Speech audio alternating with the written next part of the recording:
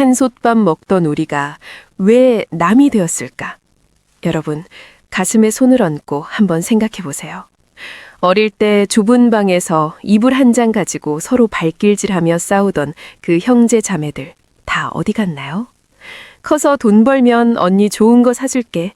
나중에 우리 집 짓고 같이 살자 했던 그 눈물겨운 약속들 기억나십니까? 그런데 참 이상하죠. 머리가 희끗해진 지금 그 뜨거웠던 형제에는 간대 없고 명절날 전화 한 통 하는 것도 숙제처럼 느껴집니다. 만나면 반갑기는커녕 대화는 겉돌고 오히려 남보다 못한 어색함이 공기 중에 흐릅니다. 왜일까요? 우리가 나빠서일까요?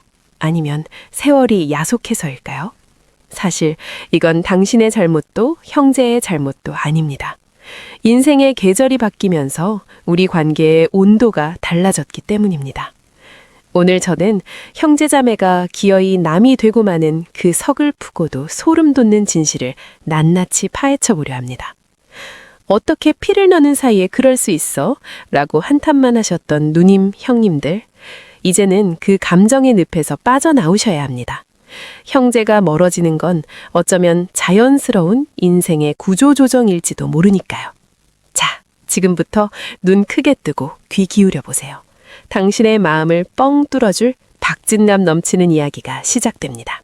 본부가 사라지면 지점은 폐업한다. 형제 자매가 멀어지는 가장 첫 번째 결탕차, 바로 본부의 폐업입니다. 우리 인생에서 부모님은 거대한 본사와 같았습니다. 명절이라는 공문이 내려오면 전국의 지점장, 즉 형제들이 본사로 집결했죠. 그곳에 가면 공통의 메뉴, 즉 엄마 밥상이 있고 공통의 상사, 즉 부모님이 계셨기에 우리는 싫든 좋든 한 팀이었습니다. 서운한 게 있어도 부모님 눈치 보느라 꾹 참고 웃으며 술잔을 기울였습니다. 그때는 부모님이라는 강력한 접착제가 우리를 끈끈하게 붙여놓고 있었던 겁니다. 그런데 문제는 본사가 문을 닫으면서 시작됩니다. 부모님이 돌아가시는 순간 우리를 하나로 묶어주던 행정적 명령이 사라집니다. 이제는 굳이 고속도로 정체를 뚫고 모일 명분이 없습니다. 형제 간의 연락은 자율 영업으로 바뀌는데 수십 년간 부모님 의지해온, 겨우 유지해온 관계가 자율로 바뀐다고 잘 돌아갈까요? 천만의 말씀입니다. 어머니 생신이라는 구심점이 사라진 자리에 각자의 가정, 각자의 사정이 들어차기 시작합니다. 이번엔 우리 집에서 모일까? 라는 제안도 한두 번이지 어느덧 바쁜데 이번엔 쉬자가 되고 결국 제사 때나 보자로 변합니다.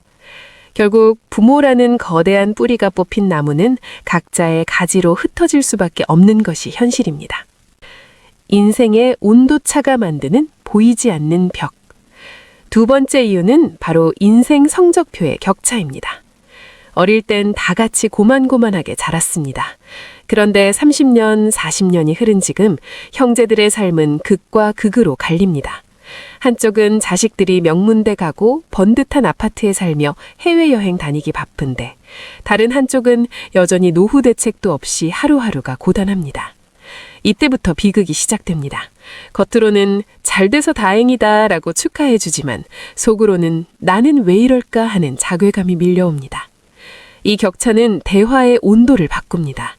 부잣집 형님은 이번에 크루즈 여행 가는데 너무 좋더라 며 자랑 섞인 안부를 묻지만 생계가 막막한 동생에겐 그 소리가 자랑질이자 염장 지르는 소리로 들립니다. 반대로 힘든 동생이 넋으덜이라도 하면 형님은 그러게 내가 그때 조심하라고 했잖니 라며 가르치려 듭니다. 여기서 마음의 문이 덜컥 닫힙니다. 이제 만나면 공통분모가 없습니다. 과거 추억팔이도 한계가 있죠.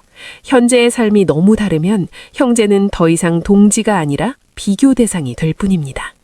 이 보이지 않는 벽은 유령처럼 우리 사이를 떠돌며 대화를 끊어놓고 결국 만나면 기분만 나쁘니 안 보고 말지라는 결론에 이르게 합니다.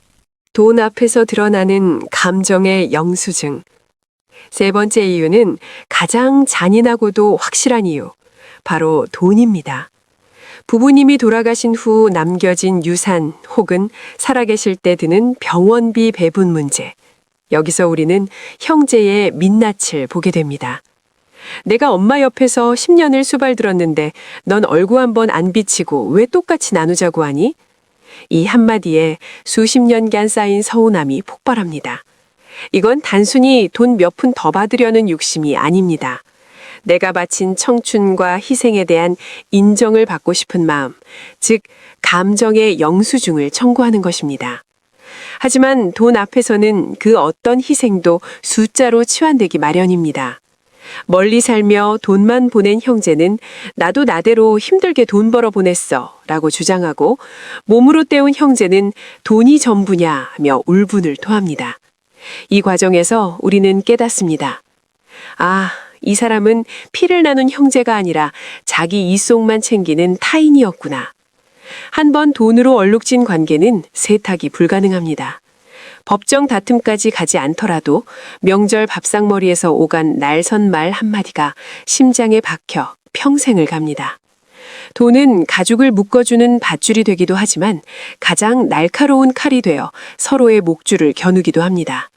결국 그 칼날에 베인 상처를 안고 우리는 각자의 길로 영원히 갈라지게 됩니다. 이제 쿨하게 거리를 두어야 할 때입니다. 마지막으로 여러분께 꼭 드리고 싶은 말씀은 방치된 관계는 죽는다는 사실입니다. 가족인데 설마 남이 되겠어 라는 안일함이 형제를 남보다 못하게 만듭니다.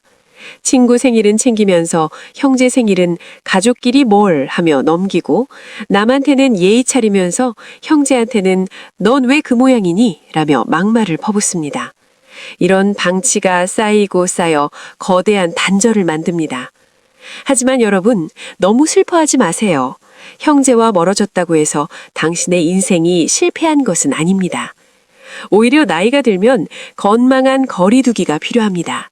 피를 나눴다고 해서 반드시 죽고 못 사는 사이여야 한다는 강박에서 벗어나세요. 때로는 적당히 멀리서 서로의 안녕을 빌어주는 것이 억지로 만나 싸우는 것보다 100번 낫습니다. 이제는 형제가 아닌 나 자신의 평화에 집중하세요. 내가 먼저 단단해지고 행복해지면 멀어진 형제에 대한 원망도 눈 녹듯 사라집니다. 그럴 수도 있지, 각자 인생 사는 거지 라고 쿨하게 인정하는 순간 당신의 노년은 진짜 자유로워집니다. 형제는 인생의 동반자이기도 하지만 때로는 가장 먼저 졸업해야 할 학교이기도 하니까요. 오늘 여러분의 마음속에 남아있는 미안함과 원망을 내려놓고 오직 당신만을 위한 따뜻한 차 한 잔 나누는 당당한 하루 보내시길 바랍니다. 오늘 이야기가 여러분의 맺힌 마음을 조금이라도 풀어드렸나요? 구독과 좋아요는 당신의 지혜로운 노후를 응원하는 가장 큰 힘이 됩니다. 댓글로 여러분의 경험담을 나눠주세요. 우리는 서로의 이야기를 통해 더 크게 성장합니다. 오늘도 당신이 주인공인 멋진 하루 보내세요. 감사합니다.